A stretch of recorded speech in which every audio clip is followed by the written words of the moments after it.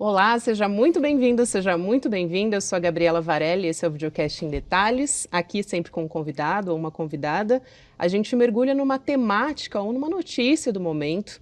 Hoje eu estou aqui com o jornalista Rodrigo Viana, que também é apresentador do ICL Notícias, nosso parceiro aqui, e a gente vai conversar a respeito da relação do Supremo Tribunal Federal com o Congresso, mais precisamente com o Centrão, né, Rodrigo? Prazer falar com você aqui no Em Detalhes. Prazer é meu, Gabi. Eu cheguei agora aqui a essa equipe tão vibrante do ICL Notícias para a gente conversar sobre esse tema, né? Esse choque entre os poderes que a gente começa a assistir, ainda que muitas vezes de maneira não declarada, né? Um choque que nem sempre é declarado, né? Exatamente, mas tem umas sutilezas aí, umas agressões, né, que a gente vem acompanhando nos últimos tempos. E mais uma vez bem-vindo, né, porque aqui no Em Detalhes pelo menos é a sua primeira vez, já tá no ICL Notícias primeira edição, já faz algum tempo, enfim, tá maravilhoso, assim, super se adaptou já ao nosso time, né, já tá em casa já, e aqui também. Bom, vamos começar falando, talvez por esse assunto mais quente que a gente tem a respeito da CCJ do Senado, né, aprovando em 42 segundos um projeto que impõe esses limites, né, essas decisões monocráticas, que são as decisões individuais dos ministros do Supremo. Talvez seja o capítulo mais recente que a gente tenha dessas agressões ou microagressões do Congresso ao Supremo Tribunal Federal. Esses recados, talvez, a gente possa falar, né?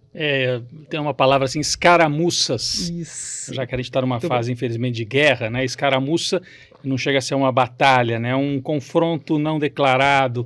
E foi isso que a gente assistiu ali. Comissão de Constituição e Justiça do Senado Federal. Normalmente, a gente tendia a olhar mais para a Câmara como um local de problemas para o governo do Lula, mas dessa vez veio do Senado este recado. Então a Comissão de Constituição e Justiça aprovou em menos de um minuto um projeto de lei que coloca limites à ação do Supremo Tribunal Federal.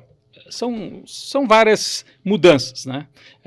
Algumas delas, inclusive, que eu acho que a gente pode debater. Por exemplo, essa história de ministro sozinho, um ministro do Supremo Tribunal Federal, mudar uma decisão do presidente da República, cassar uma decisão do presidente da República, ou tomar uma decisão que afeta profundamente um caso específico, pode ser que seja necessário estabelecer algum tipo de limite, mas chama a atenção. Será que é o Congresso que tem que colocar limites ao Supremo Tribunal Federal?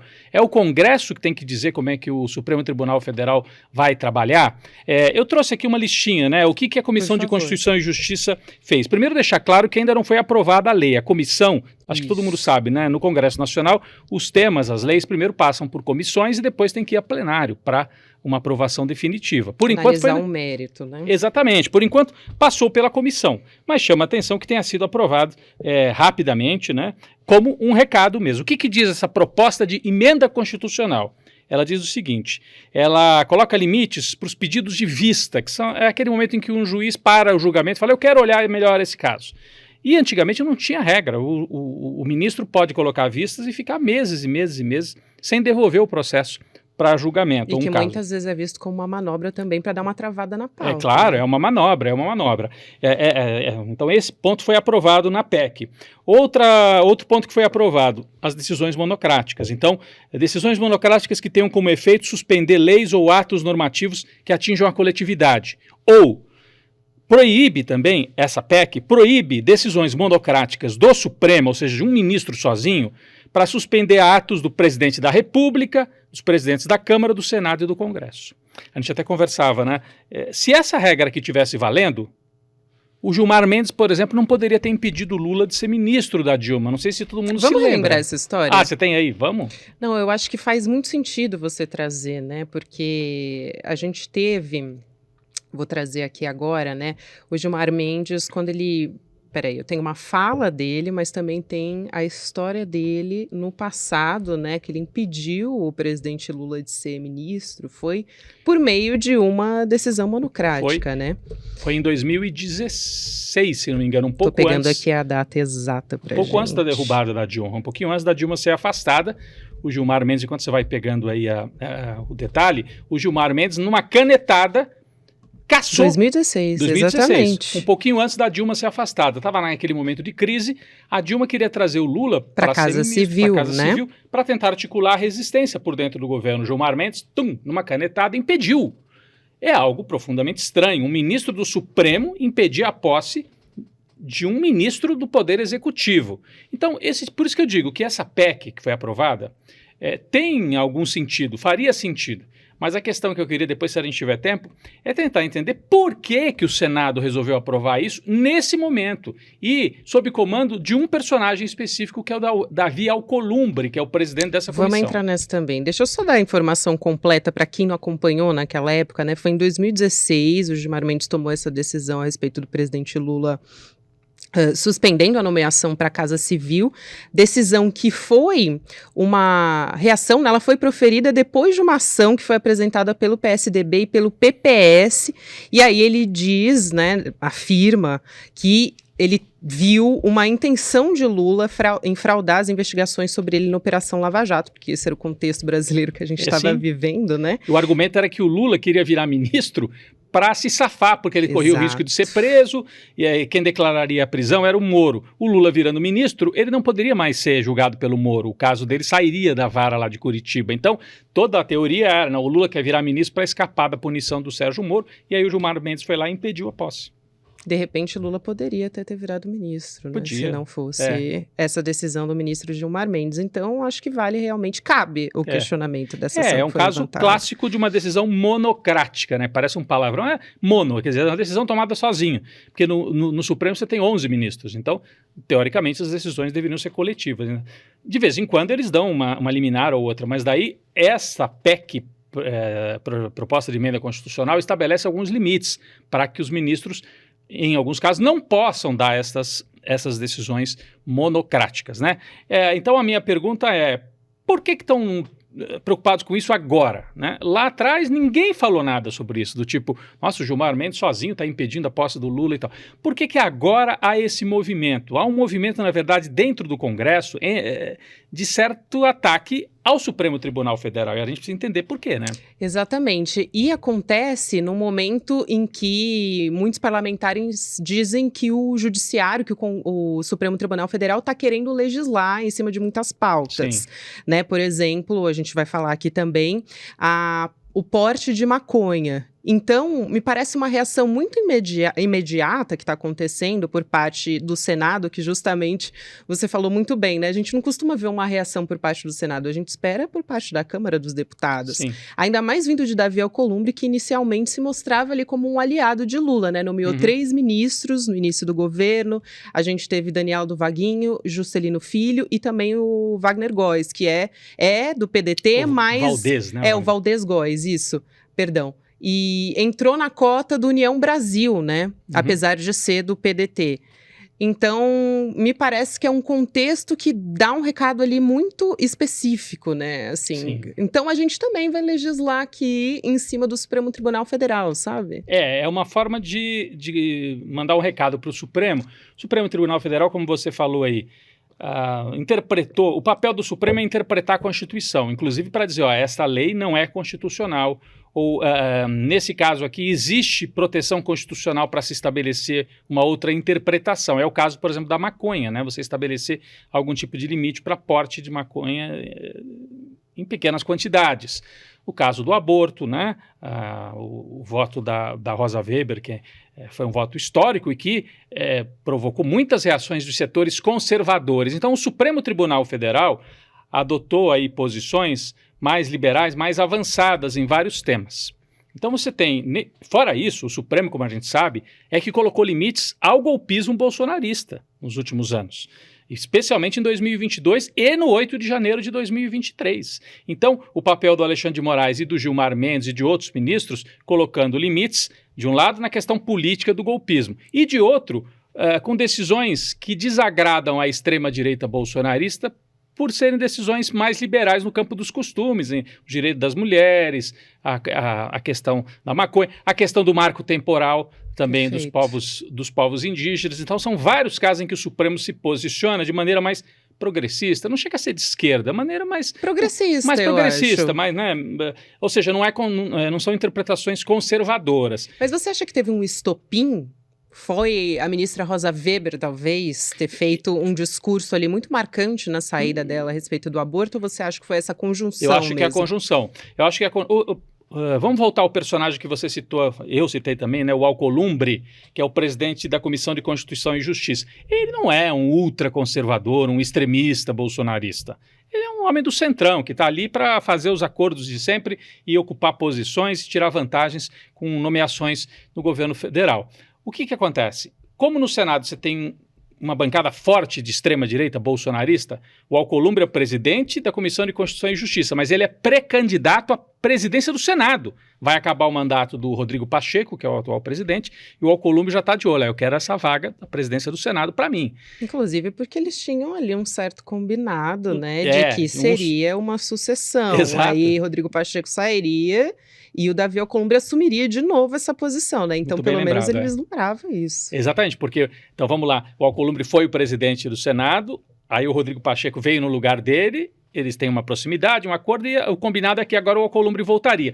O Alcolumbre viu que uma forma dele voltar é conseguir o apoio dos bolsonaristas, porque daí ele soma Centrão, que é essa turma que nem é de extrema direita, mas que quer fazer negócio, quer fazer negociação ali, e os bolsonaristas radicais, né? Os bolsonaristas radicais adoram enfrentar o Supremo, porque o Supremo cumpriu essa missão nos últimos anos de enfrentar o bolsonarismo e de fazer interpretações mais progressistas em temas importantes. Então, nós temos um momento no Brasil que dos três poderes, você tem o executivo, que é o Lula no comando, que está mais preocupado em reconstruir a economia e reorganizar o Estado, que o Bolsonaro destruiu, né? Então, o Lula está concentrado nisso. E quem está fazendo mais política é o Supremo. Então você tem dois poderes aliados nesse momento, e eles foram aliados no 8 de janeiro também. A reação ao golpismo foi uma reação conjunta que veio do Poder Executivo, o Lula, Flávio Dino e outros, e o Poder Judiciário, o Supremo Tribunal Federal. Onde é que a direita mantém força? No terceiro poder, que é no Legislativo. É ali que ela tem mais força. Tanto a extrema-direita bolsonarista, quanto essa direita do centrão, que vê numa aliança com o bolsonarismo, a chance é uma espécie de uma chantagem. Olha para o Lula e fala, olha, ou você me entrega o que eu quero, né, e para o Supremo também, ou vocês colocam água aí na fervura, ou então a gente vai se aliar aqui com o bolsonarismo no Congresso. E é no Congresso que eles podem criar muitos problemas. Vamos lembrar que é o Senado que aprova ministro do Supremo e que pode eventualmente fazer um impeachment do ministro do Supremo, que era a grande reivindicação, lembra? Na época do Bolsonaro, vamos fazer impeachment do Alexandre de Moraes, do Gilmar Mendes e tal. Eu acho que está muito longe disso. O Alcolumbre não é um personagem que quer um confronto nesse nível, mas ele está mexendo com fogo. E essa aprovação da PEC teve esse sentido. Perfeito, eu achei muito interessante essa ideia que você trouxe sobre o Supremo Tribunal Federal legislar. Fazer política, né? Fazer política, exatamente. Porque a gente tem uma análise de que o Centrão, principalmente na figura ali do Arthur Lira, tem feito isso, né? Tem atuado muitas vezes para tomar decisões no lugar, não no lugar, né? Mas acaba pressionando o Lula para tomar decisões. E me lembrou também, eu conversei aqui no Em Detalhes, inclusive.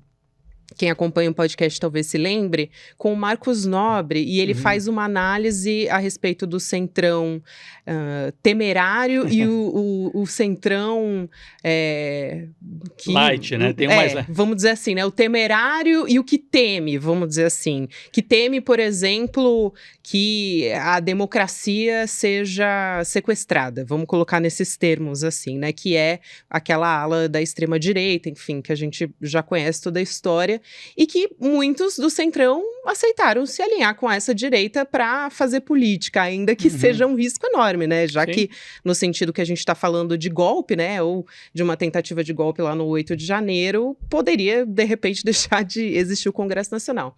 Mas é interessante isso porque ele coloca nesses termos, né? De como o Centrão, existe uma ala que teme. E eu enxergava o Davi Alcolumbre dentro dessa ala que ainda existe existe um valor ali democrático que seria importante para ele. Mas será que ele está abrindo mão? Estou aqui refletindo com você, tá?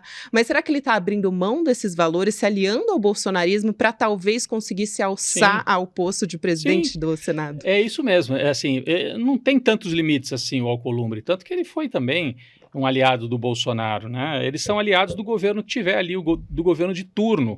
Então ele se mostrou útil para o Lula ali no começo, nomeou ministros, ajudou a nomear ministros, e agora o mais importante para ele é conseguir a presidência do Senado. Ele olha para os lados e vê onde é que tem. É aqui, é me aliando à extrema-direita bolsonarista. Então eu vou fazer o jogo com a extrema-direita bolsonarista com dois objetivos: ganhar a cadeira de presidente do Senado e também arrancar mais posições, mais nomeações no governo federal, no poder executivo. Então são movimentos aí entre os três poderes que a gente tem que ficar atento, né? E isso, você falava dos movimentos que normalmente a gente via mais na Câmara, porque o Arthur Lira, né, desde o governo Bolsonaro, o orçamento secreto, a Câmara foi avançando no manejo do orçamento. No Brasil, o orçamento sempre foi uma atribuição do Executivo. Claro, o Congresso aprova, o Congresso faz uma ou outra modificação, mas quem administra o dinheiro é o Poder Executivo. E o Legislativo, nos últimos anos, foi avançando cada vez mais. Mais emendas, emenda de parlamentar, emenda de bancada, emenda secreta, né?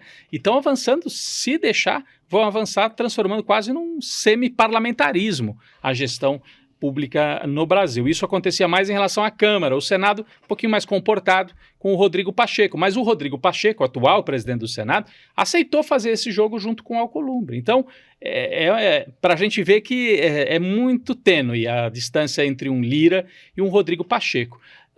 Talvez não seja justo dizer isso, porque o Rodrigo Pacheco foi mais duro no momento ali de crise do 8 de janeiro. Pelo menos nisso ele se manteve bem. Olha, não, aí passa de qualquer limite. Mas ele aceita fazer esse tipo de negociação também se precisar, né? Sim, é um centrão mais limpinho, se é que dá pra dizer tem assim, né? como é que é? O carnívoro e o vegetariano, né? Talvez seja o Rodrigo Pacheco é um centrão vegetariano, né?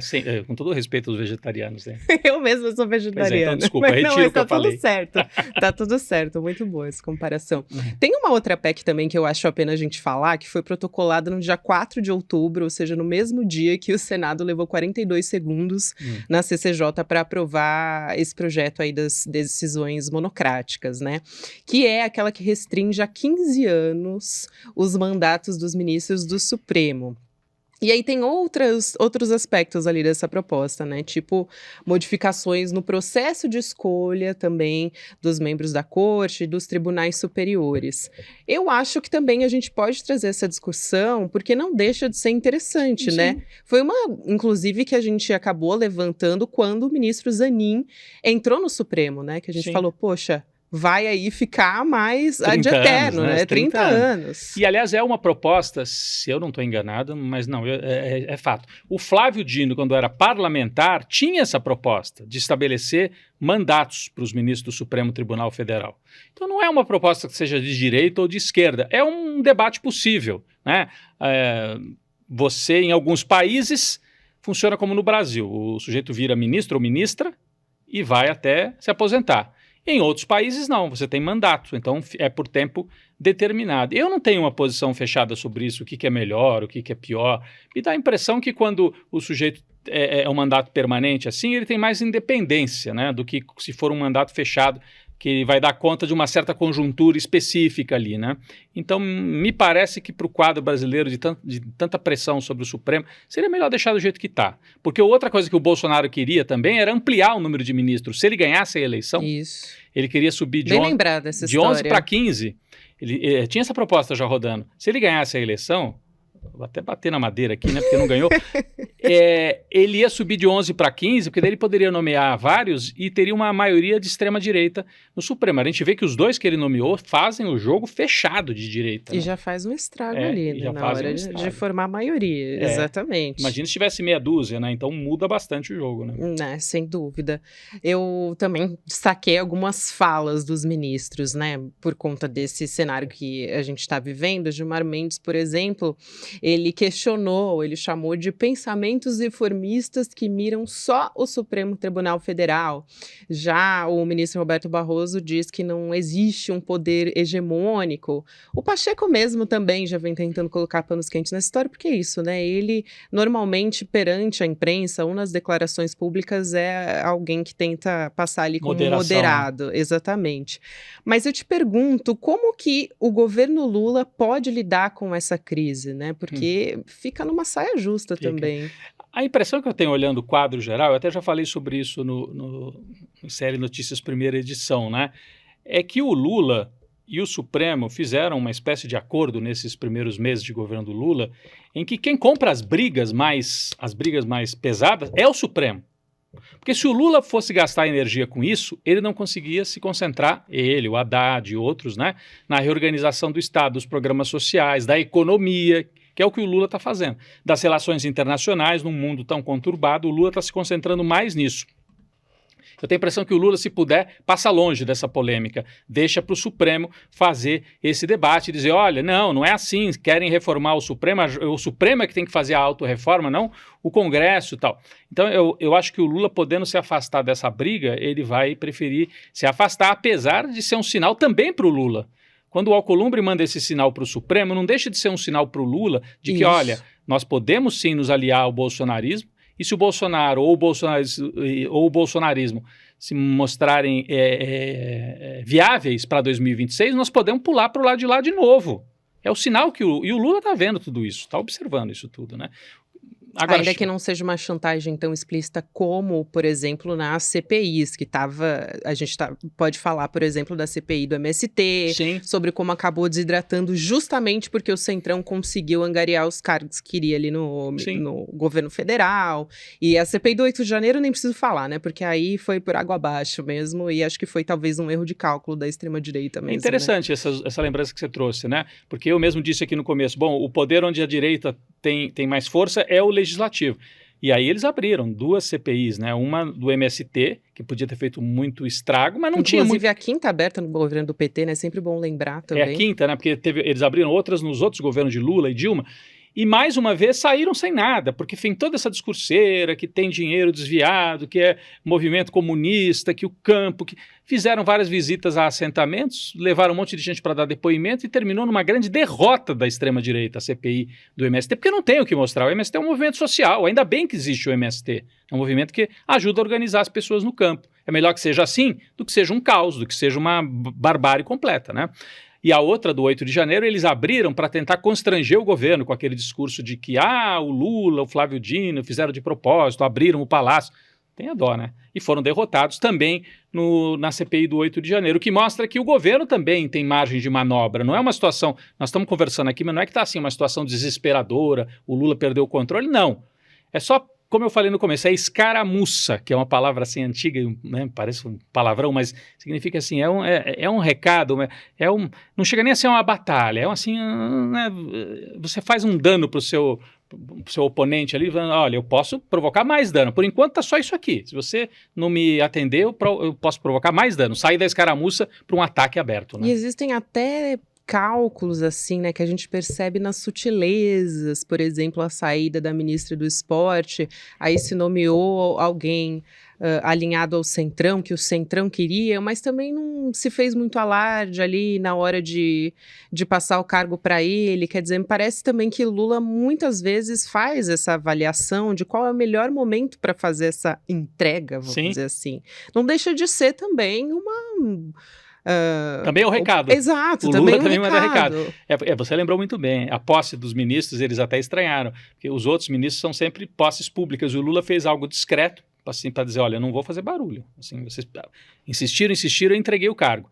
E outra coisa, Caixa Econômica Federal. Isso. Até agora, o Arthur Lira, que quer abocanhar, tem a boca grande, né, o Arthur Lira, quer abocanhar a Caixa Econômica Federal, a presidenta, que é uma presidenta mulher da Caixa Econômica, a Rita, outro dia deu uma entrevista coletiva importante e tal, está resistindo. O Lula está ali, né, vamos ver se eles têm força. Então, o Lula é um sujeito especializado em ler as forças em disputa na sociedade, né? Ele também não queima cartucho em batalhas perdidas. Se ele vê que tem mais forças aqui para o lado da centro-direita, ele reconhece isso e nomeia.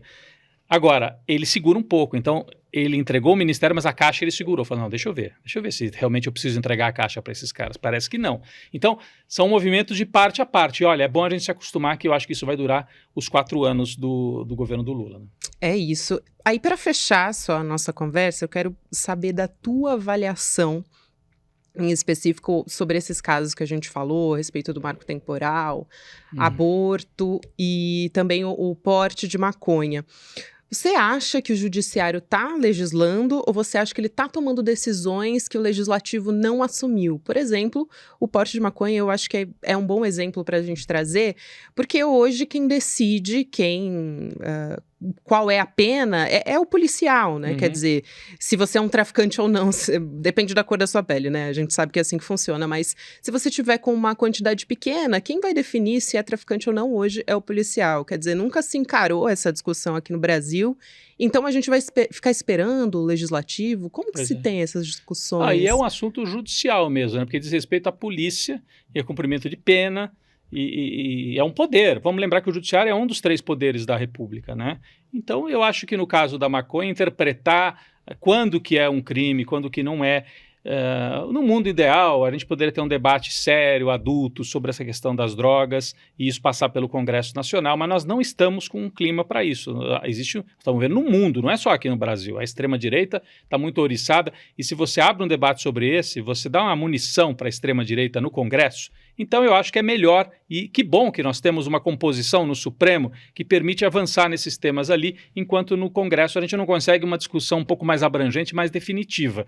É uma espécie, eu não diria que é um remendo, mas é uma decisão, o ideal mesmo era mudar a lei, né? Aprovar, fazer um debate e ver o que dava para aprovar. Eu acho positivo que a gente tenha dos 3 poderes da República, vamos dizer que nos 4 anos anteriores, dos 3 poderes estavam 2 com a direita, o Congresso, né, ou seja, o Legislativo e o Executivo. Agora, por uma diferença muito pequena, o Lula está administrando, está no Poder Executivo. Então, nós temos o Executivo e o Judiciário juntos para tentar conter essa onda de extrema-direita. Por isso que eu acho que é sempre muito difícil a movimentação. Tem toda essa pressão para que o Lula nomeie uma mulher negra, né, para o Supremo Tribunal. Eu entendo, eu acho que é legítima e é necessária a pressão. Mas será que nós estamos com um contexto político favorável a isso nesse momento? Nós estamos com uma situação muito delicada política ainda, né?